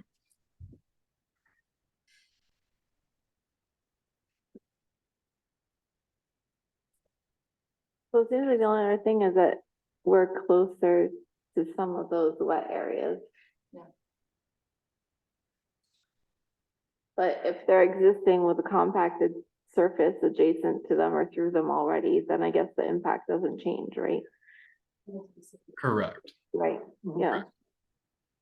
Yeah, exactly, yeah, yeah. Nate, you mentioned stormwater management a few times. Yes. Can you talk a little bit about exactly what you mean by that? Existing stormwater management, where is that happening? So Here, this- I'm going to make you the co-host. You can, if you can share, you know, some things that might be helpful too. Austin could probably highlight our SWIP and stormwater management controls much greater than I can. Austin, do you want to take this one as well?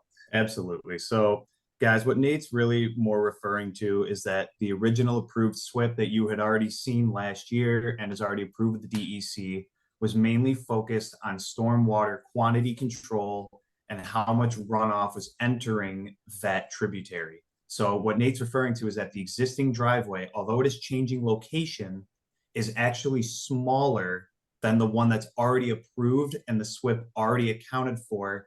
And we already found that the existing, or I should say, currently approved driveway had no impact or a minimal impact. By reducing the size of the driveway, we are inherently not going to cause any unaccounted for or unreviewed impact in comparison to what's already approved. So this driveway is smaller in square footage, so naturally less area that can have increased runoff entering that tributary. But just as a little bit of clarification, you are going to have to submit an updated SWIP just for the new bioretention area. That is correct. And we've already done the calculations with the New York State DEC, who have already reviewed and approved it.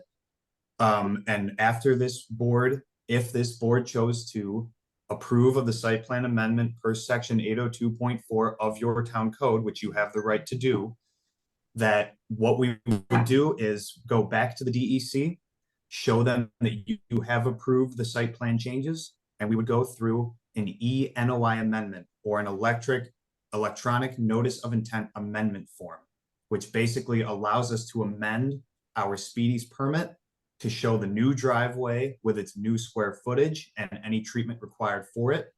And then we would bring that back to you as an amended SWIP and then just file it for town record. Okay. Are there other questions? Doesn't look like it, anything on, nobody, okay, thank you. Thank you very So- much.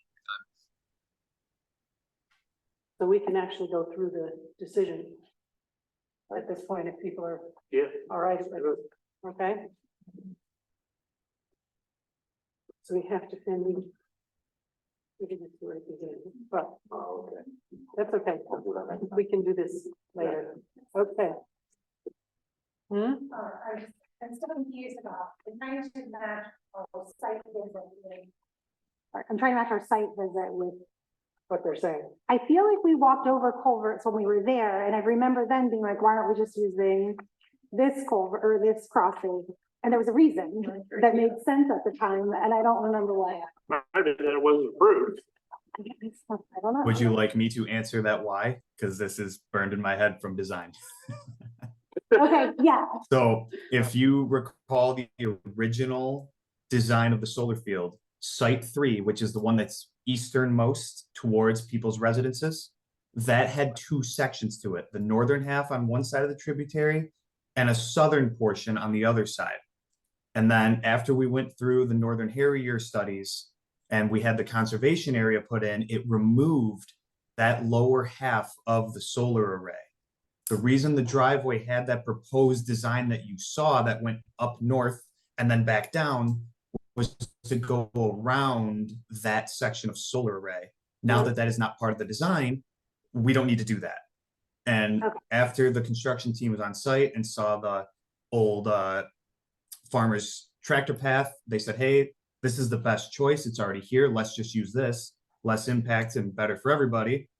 And we said, absolutely, we can do that. Now that there's no solar array there, we can absolutely follow it. Okay, makes sense. I feel better. Okay, so. If we're gonna go through the decision. The first thing, we need to fill in the date and stuff, but we can do that later. Somebody needs to move. That, we approve. Can I ask one more question? Yep. Where is the new bioretention area? that you Yeah, mentioned? if one of you wouldn't mind, maybe sharing a screen and going over that, otherwise, I mean, I can pull it up too, but.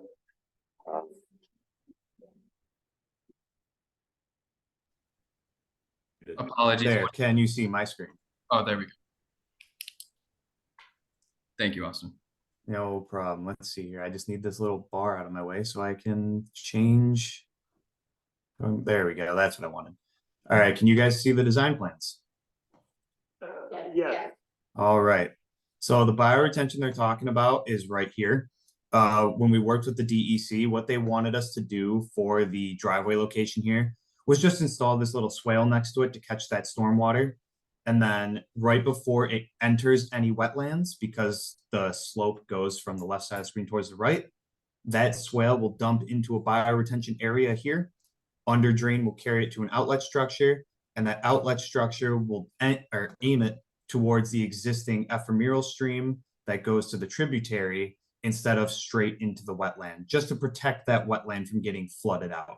Only in the most extreme storm events would this overflow weir take over and send it towards the wetland. But when we're at an 100-year storm, we have bigger things to worry about. That's the whole point of overflow weirs.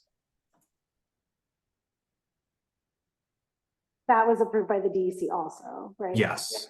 And that is the calculations that Greg was talking about that we would amend and stick in as a new piece of the SWIP that you have, just to have the town have that on record. And in terms of operation and maintenance of those, that agreement and guideline for Norbut to follow is already in the original approved SWIP that is on town record. You actually don't have that, the board doesn't have that in front of them. No, you don't have it in front of you, but it's because it's hundreds and hundreds of pages long. But that is already part of the original SWIP that you already have approved and agreed upon with Norbut in terms of maintenance of something like this. Oh, and what I was referring to was that yesterday, they submitted an updated operations and maintenance agreement. So as part of the, and I could bring it up on screen, but they added a few types of maintenance that would be required for the bioretention area per DEC specs. So that was actually, I had ran that by Tompkins County Soil and Water and asked them just about operations and maintenance, and they had suggested that, you know, we asked them to add that in, and they did. So I'm happy to share that with the board too. Yeah, DEC. Yeah. All right. So to go back to the decision, the first thing is, we need a motion by a planning board member that we move to deny, approve, or approve with conditions. I'll make a motion to approve. Do we have any conditions? I don't think. Condition might just be that that the SWIP is Resubmitted? Yeah. Okay, then with condition. Okay. I'll second that. All right. And this is for site plan review approval, preliminary subdivision, final subdivision approval. We might just put amendment after that one. After the first one, yeah. Otherwise, we do it other. Okay. So we're doing an amendment for the site plan, right? Yes. Everybody okay with that? Yeah. Oh, and we need made by, we need the applicant and property. I don't have all this stuff. We have to fill this in later. Okay, conditions. Submission of SWIP. Update. Updated, yeah. Update. And what is SW? PPP. The amendment. Okay, and are there any additional conditions that people would like on this? I'm not seeing any, okay. And then we need to record the vote. Bergman, Yes. Goldberg, Yes. Cowan, Yes. Davis, Yes. Maher, Yes. Nucci, Yes. and Scriver. Yes, Motion passes. okay, Thank you, guys. thanks. Thank you all for your time tonight. Have a great evening. Before we go, the recommendation to the planning board, open kind of for the. Oh, behind my. You're the planning. You're going back to the last, To the town board, and try, yeah. yes, we were gonna discuss that, Before we even, okay, I guess, having. yes. And so I'll just say, you know, on that, I don't have any canned suggestions right now. I know we had talked about that in terms of, you know, here's what it could look like. But certainly if the board has suggestions right now, like, oh, we really want to place them in the design guidelines, or we really want to just exempt existing buildings, have it be a text amendment. Those details in terms of how it can actually, you know, the actual words to it could be massaged out. And then, you know, ultimately it'll be run by the town board. But, you know, a recommendation is from you all, if it was coming tonight, unless you have specific language that you know exactly what you want the law to say, or it might just be more of a high level of. Can we just tell Leslie? She's right there. Thank you, notes. I mean, we could recommend that they consider looking at the setback of the hamlet zoning. And I would suggest, I mean, I don't know if it's all of us, I would suggest that we have that as a guideline versus a requirement. Right. But the way- For pre-existing. Well, maybe, I think, and maybe, well, I don't know. Yeah, I don't know. Because I understand that you want things closer to the road, but no one wants to build closer to the road until everyone's closer to the road, until the road's slower. And so it's not helping. It is an obstacle to our goal, you know, because but I definitely for existing. And I think we should just add that point, which really goes all the way back to the comprehensive plan. And the spirit of the zoning, which is to retain the character of the hamlet. Well, the 19th century buildings that line the road, they do retain the character. They don't need buffers, they don't need a setback. It's not like it's totally different than bringing them a dollar joint. So I think that could just be, you know, just bolster the point with that.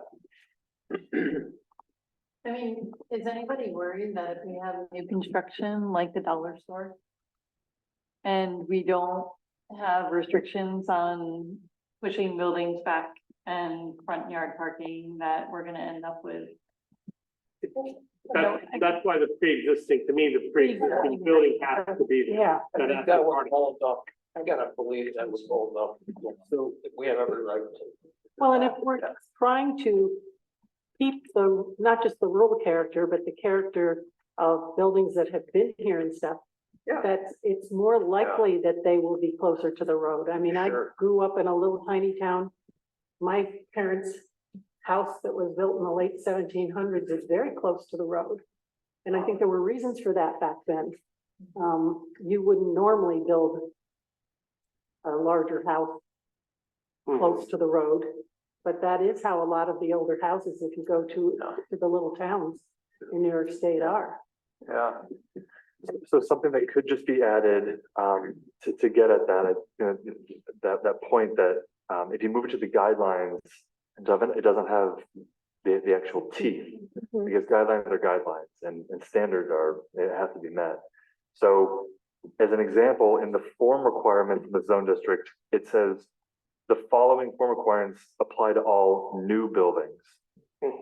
And so right there, something like that could be added to the setbacks. This applies to all new commercial buildings, minimum 10 feet, maximum 20 feet. It could be a simple text amendment like that. It's just a suggestion to kind of get to your point. Yeah. I was thinking more. Do we think it would apply only because that new can be typically new construction? Do we think there'd be any instance of addition that we want to clarify in that same tone? Or do people think that most likely, in addition to an existing building, we wouldn't be as concerned about? And so to add on to that, something that could be added is a percentage. So in a municipality that I worked for years ago, it was 20%. So Right. it was, if there's an addition of less than 20%, it doesn't need to meet these current standards. If you're more than 20%, you need to bring that building to the road. Go this way, but on Ridgecrest, they took 2 years ago, they took that little, there was literally a little garage that was like the size of a table. And they put an addition on it that is now like a two-story, like 1,500 square foot house. So like, to that end, like you gotta be, like that 20% rule is something that you wanna consider. Cause there are definitely different levels of addition.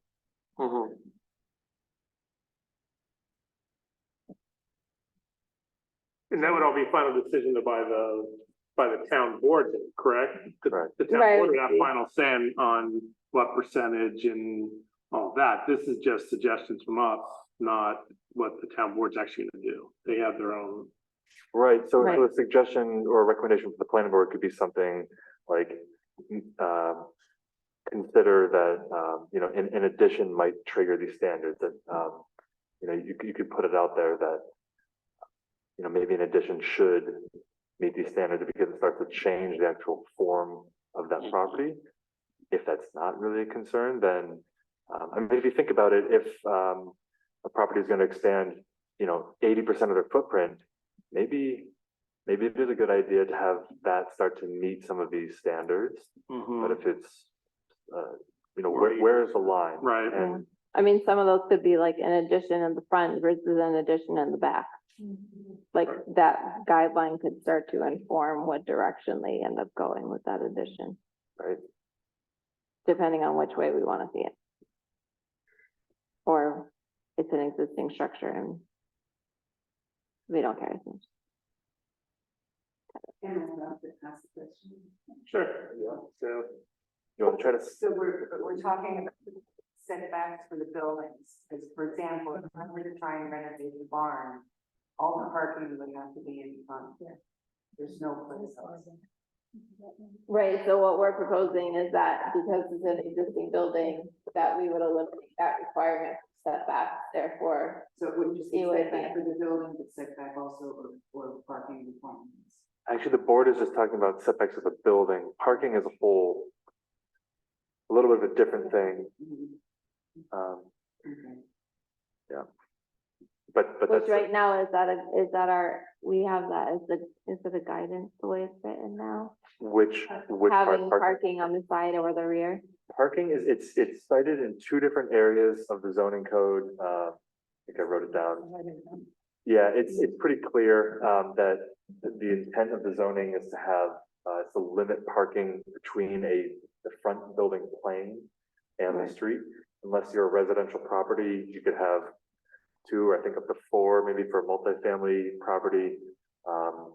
But it's pretty clear in a couple different sections of the code, and 500 something and 700 something. I've cited them on the memo to you all that, yeah, parking is restricted for commercial uses between the building and the street.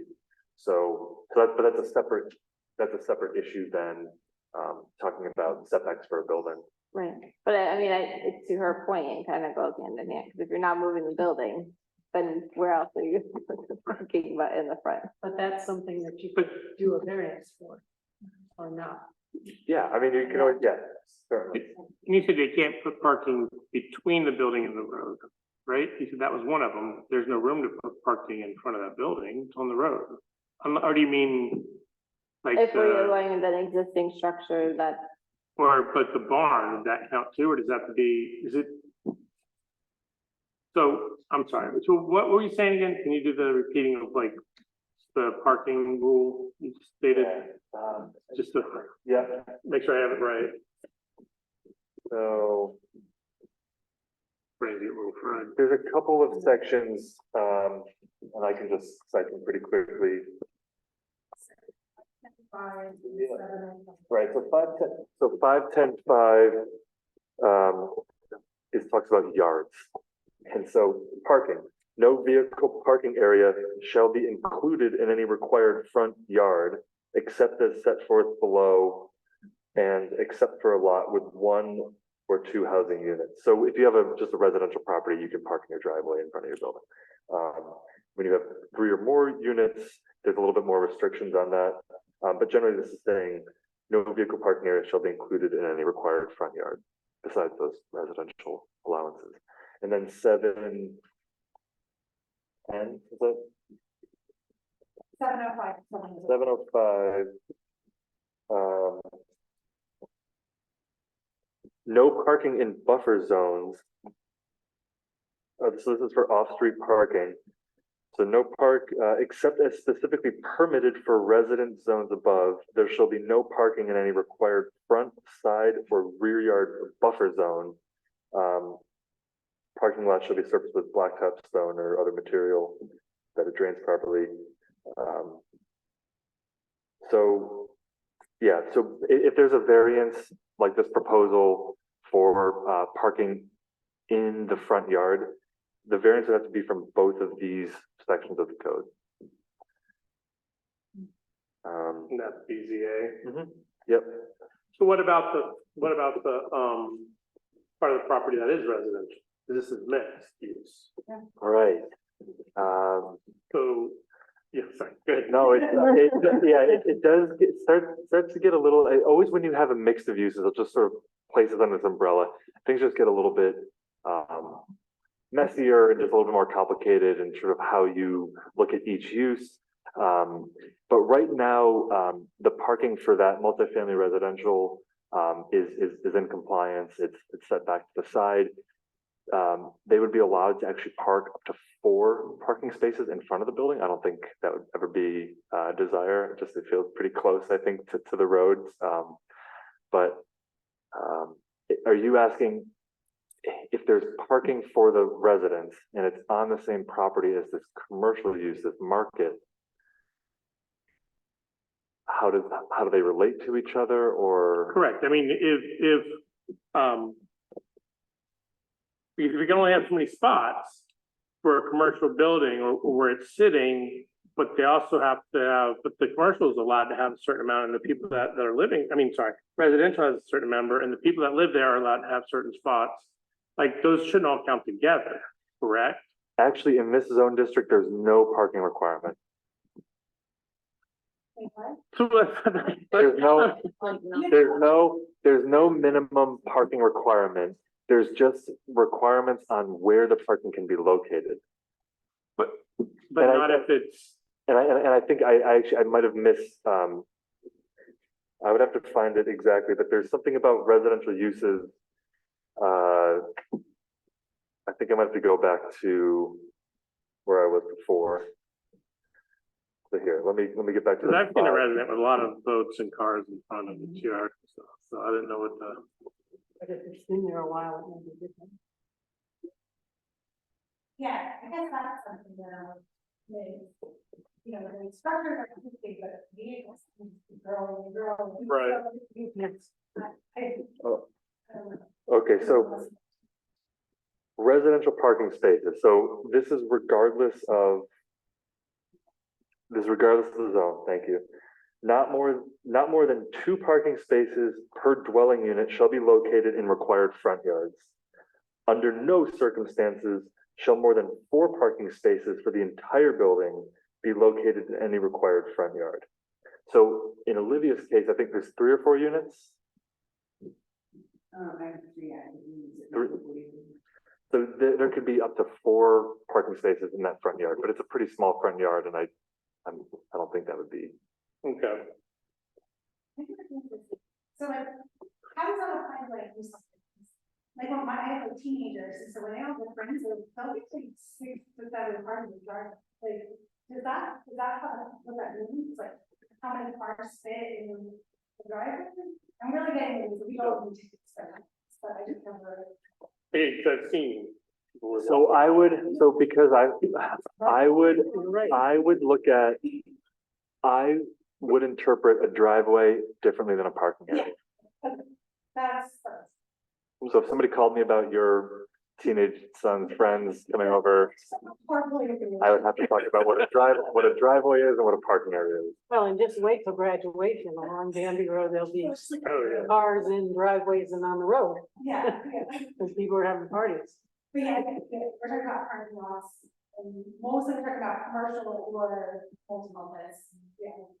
Right. Can I ask you a quick question about, Danby Road? Does anybody know about the right of way width and if there are any proposals? Like, does it have to stay that way, or could we have on-street parking and sidewalks? Or is it a state highway and it needs to be state highway? So I was asked this by one of the town board members to look into DOT requirements for this exact reason, that maybe a long-term vision would be to have sidewalks, bike lanes, street trees.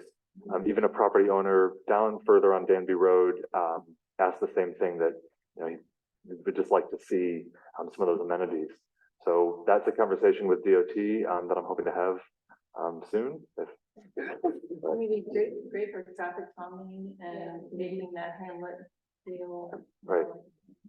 It would be a major project, certainly, but it seems that the intention with Danby's plans and Hamlet revitalization plan is that would be something that would be supported, but it would take some outside funding to help help do that.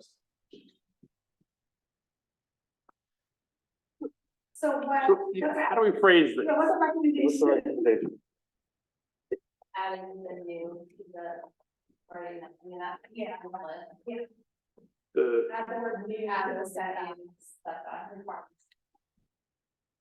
And the recommendation, again, doesn't have to exactly, I think, and this is my suggestion, it doesn't have to get really specific about what the language would actually look like, but it could be something a little bit higher level, that the planning board recommends that existing buildings are exempt from meeting setback requirements if they're being converted, rehabilitated.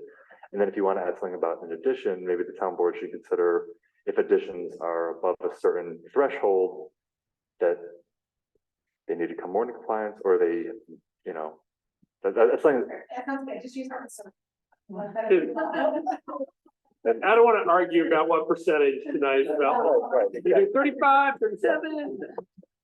I could, I mean, and that's something that the town board might then ask me, or I could prepare of looking at different area examples. Yes, so just the double things.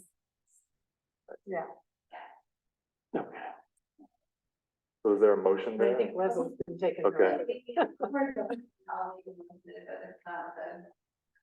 Motion to adjourn. He's ready. Oh, I'm ready.